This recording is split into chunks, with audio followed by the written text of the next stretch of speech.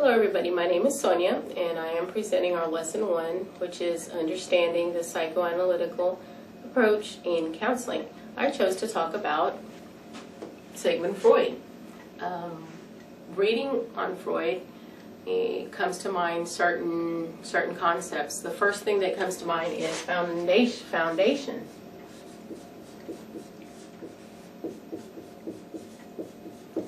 Sigmund Freud is known as the father of psychoanalysis. He started his career in the late 1800s, 1890, and here we are in 2014 still studying his contributions to the field of psychoanalysis and treatment. He talked about the levels of consciousness, and the first one is the conscience, and this is what's going on right now, what we're aware of. Right now it's 3:15 in the morning. I'm in a little study room at the University of Houston downtown. I am standing in front of a camera. It's a little warm in here. I hear the white noise of the air, and so that's my reality of what's going on right now. The other level is known as the pre-conscious, and that's stuff that I can easily recall, like what did I do yesterday, conversation with a friend, things that I can remember. And then the third level of consciousness is the unconscious, and the pre-conscious is actually a bridge from the conscious to the unconscious. And this is stuff that we have deep inside that's buried that we don't, it's harder to recall. We can't just bring up, and it has to do with like past experiences, traumas, things that have been pushed down that we don't think about, or we try not to think about. And that brings up the R in this acronym, which has to do with repression.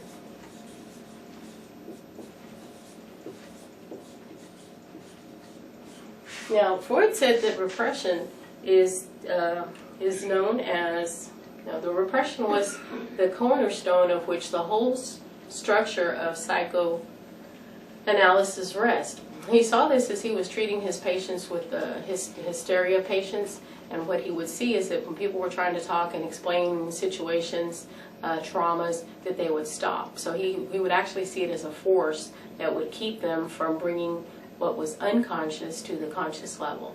So he saw that this was that this was an issue, and this is one of the things that he wanted to help resolve in his approach to counseling, to therapy.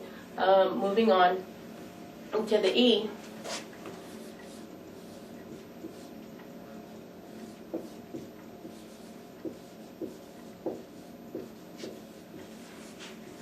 Is the ego, the id, and the superego. Actually, it is first, but since ego starts with an E, I put ego first. But it is the basic needs. This is the infant. This is the baby. All these three parts make up our personality. So it is the basic needs. It's I want, I want, I want. It's based on the pleasure principle, that we just want to feel good. We just want to experience everything wonderful. And this is one of the parts of our personality. Ego is in the middle between these two, and this has to do with the reality. And it also helps us to try to control the id in acceptable ways. So we can't just be out, like infants carrying on, doing what we want to do and to get what we want. And then the superego is the moralistic part of us, the one that says what's right and wrong, like societal standards or parental standards.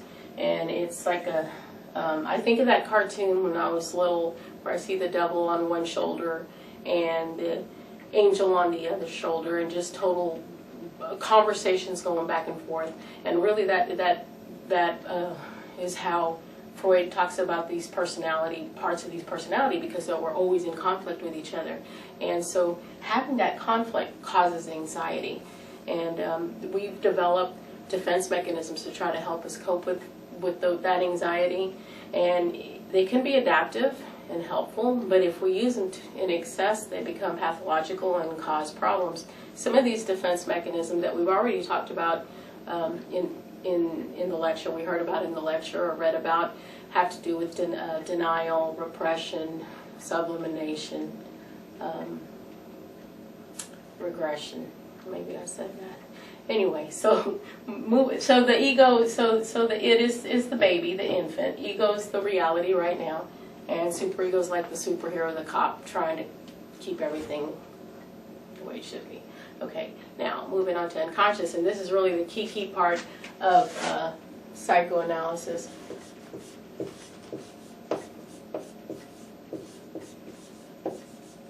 And it has to do with the unconscious. Our literature, and the video that we saw, talks about how Freud explained this as an iceberg, and how at the very top of the water we just see a little bitty bit, and that's our conscious, and everything underneath this huge mass of ice is what our unconscious symbolizes our unconsciousness. And again, these are things that that are very deep inside of us that we don't think about. But the goal of psychoanalytical approach is to bring the unconsciousness to the conscious. And because there's problems that are caused at this level that, even though we're not thinking about them, affect how we act in our day-to-day lives. So that's the reason for wanting to uncover, to bring to surface this stuff, and kind of the approaches he used to try to, the techniques he used to try to get the unconscious to the conscious was stuff like dream interpretation and free association. That's the one I was trying to think of, because usually when we think about therapy, we always picture, we have that image of our mind as somebody laying down on the sofa, somebody sitting behind, and that is actually a model of this type of approach, because the literature says that laying down would help flow, the flow of thoughts, and then we just be rambling, just talking about everything, talking about what we're aware of, and that just in our talking about everyday life, about whatever, eventually our unconscious would pop up, and the therapist would see that, and he'd be able to, or she would be able to address those things in our conscious. They're coming up to unconscious to the conscious. So free association, dream interpretation, those are just a couple of techniques. Also, transference was another one. And moving on to the D was talking about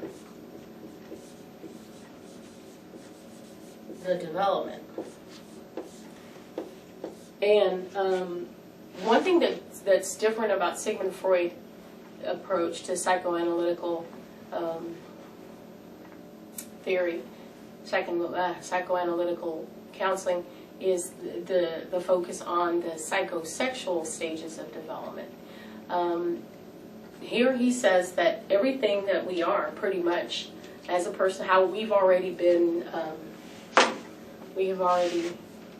formed by the time we're 5 or 6 years old.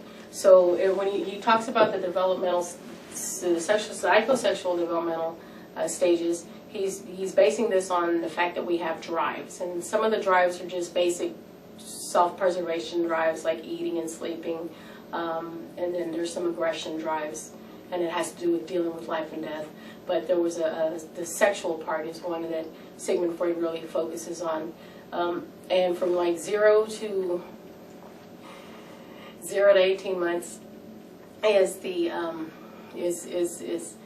is the oral stage, and then we're followed by to the anal stage, the phallic stage, the latency stage, and the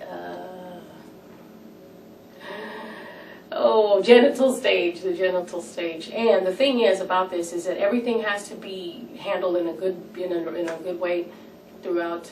Not handled in a good way. Everything has to be addressed properly, because if not, we have stuff that's called fixations, and we get kind of stuck on a stage. So people as an infant, if they had an issue with, say, potty training, which would have been in the anal stage, as they grow up, they can be like what we hear the term anal retentive, anal expulsive, and it's just like just being real